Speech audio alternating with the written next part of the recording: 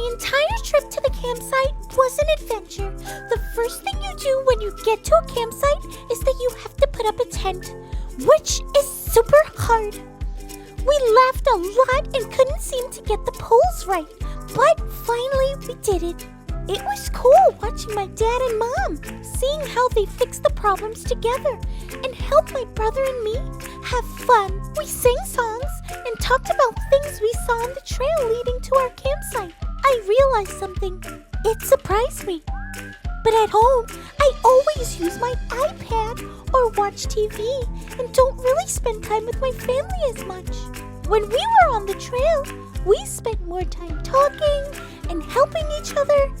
It helped me feel close to my family, and I really like that. Take a look at this picture.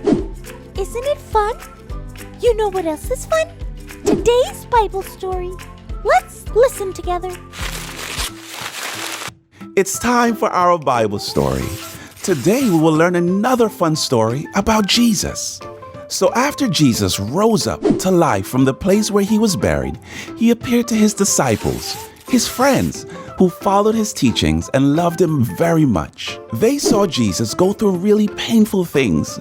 They thought he was dead, but now he was standing right in front of them.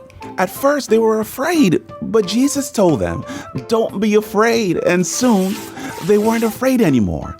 They started to believe that Jesus was alive again and in front of their very own eyes.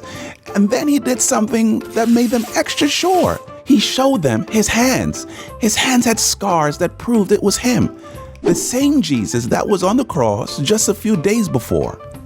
When something happens to you, like skinning your knee, when you're playing outside, usually you can see where you were hurt while it's getting better.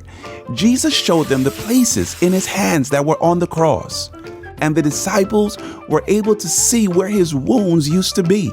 Jesus went through all of that because he loved the world and wanted to save us all. When they saw the scars on Jesus' hands, the disciples knew without a doubt that it was truly Jesus. He really did raise up back to life. And because of what they saw with their own eyes, they would have the courage to tell others what they saw. Our family really connected on the trip. I talked to a little squirrel. That was super fun. And my brother and I made funny and bubbly sounds like the water that was flowing next to the trail. That Bible story was something great though, wasn't it? I imagined the disciples were on a journey too, kind of like my family. They had to hike through all sorts of things together. Jesus brought them all together and helped them to believe. And Jesus does that for us too. No matter who we are, Jesus connects us to each other.